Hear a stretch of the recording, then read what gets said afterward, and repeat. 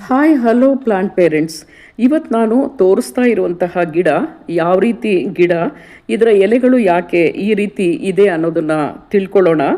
ಅಲಂಕಾರಿಕ ಮತ್ತು ಸುಲಭವಾಗಿ ಬೆಳೆಯುವ ಸಕ್ಯುಲೆಂಟ್ ಗಿಡದ ಬಗ್ಗೆ ಈಗ ನಾನು ತಿಳಿಸ್ತಾ ಇದ್ದೀನಿ. So welcome back to my channel. ಈ ಸಕ್ಯುಲೆಂಟ್ ಗಿಡ ಮದರ್ ಆಫ್ ಥೌಸಂಡ್ಸ್, ಮಡಗಾಸ್ಕರ್ ದ್ವೀಪದ ಮೂಲದ್ದು. ಇದು ಅಲ್ಲಿಯ ಸ್ಥಳೀಯ ಸಸ್ಯ. ಇದಂತೂ ಈಗ ವಿಶ್ವದಲ್ಲಿ ಎಲ್ಲ ಕಡೆ ಬೆಳೆಸ್ತಾ ಇರೋದನ್ನು ನೋಡಬಹುದು.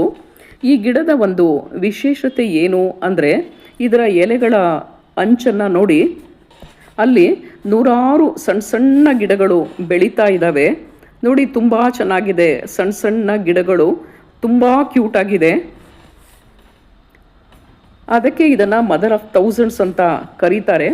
ಸಾವಿರ ಮಕ್ಕಳ ತಾಯಿ ಎಂಬ ಹೆಸರಿದೆ. ಇದನ್ನು ಡೆವಿಲ್ಸ್ ಬ್ಯಾಕ್ ಬೋನ್ ಅಂತಲೂ ಕರೀತಾರೆ. ಮದರ್ ಆಫ್ ಥೌಸಂಡ್ಸ್ ಒಂದು ನೇರವಾಗಿ ಬೆಳೆಯುವ ಸಕ್ಯುಲೆಂಟ್ ಗಿಡ.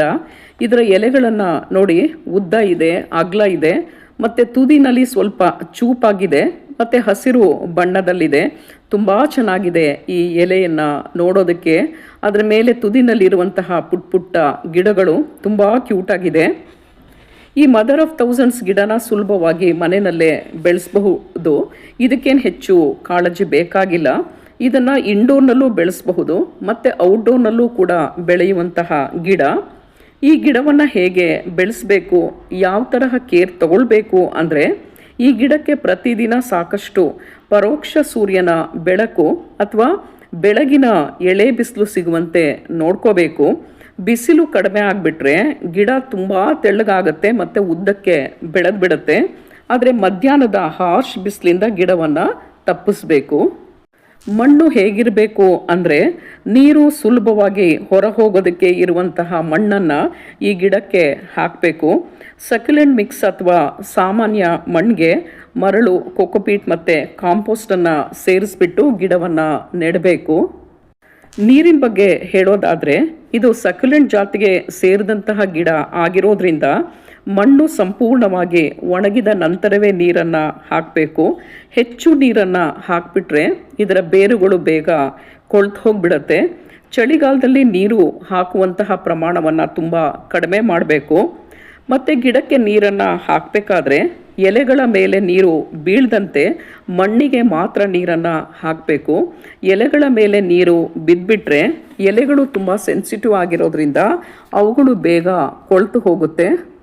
ಈ ಗಿಡಕ್ಕೆ ಹೆಚ್ಚು ಗೊಬ್ಬರ ಹಾಕುವಂತಹ ಅವಶ್ಯಕತೆ ಇಲ್ಲ.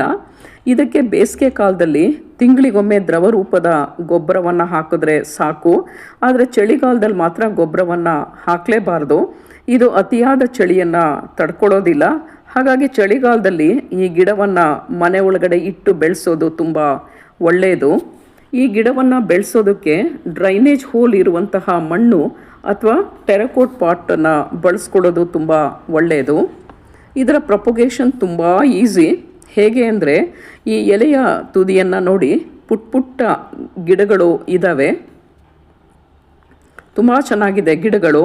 ಈ ಸಣ್ಣ ಸಣ್ಣ ಗಿಡಗಳು ಮಣ್ಣಿಗೆ ಕೆಳಗಡೆ ಬಿದ್ದ ಕೂಡಲೇ ಅದು ಮಣ್ಣಲ್ಲಿ ಬೇರನ್ನು ಬಿಟ್ಬಿಡುತ್ತೆ. ಅದನ್ನು ತೆಗೆದುಬಿಟ್ಟು ಬೇರೆ ಪಾಟ್ಗೆ ಹಾಕಿದ್ರೆ ಸಾಕು, ನಾವು ಹೊಸ ಗಿಡಗಳನ್ನು ಸುಲಭವಾಗಿ ಬೆಳೆಸ್ಕೊಳ್ಬಹುದು. ಈ ಗಿಡ ಸ್ವಲ್ಪ ವಿಷಕಾರಿ ಆಗಿರೋದ್ರಿಂದ ಮಕ್ಕಳು ಮತ್ತು ಸಾಕು ಪ್ರಾಣಿಗಳು ಮುಟ್ಟದಂತೆ ಮತ್ತು ತಿಂದಂತೆ ಎಚ್ಚರಿಕೆಯನ್ನು ವಹಿಸಬೇಕು. ಈ ವಿಡಿಯೋ ನಿಮಗೆ ಇಷ್ಟ ಆದರೆ ಲೈಕ್ ಮಾಡಿ ಮತ್ತು ಸಬ್ಸ್ಕ್ರೈಬ್ ಮಾಡ್ಕೊಳ್ಳಿ. Thank you. See you in next succulent video.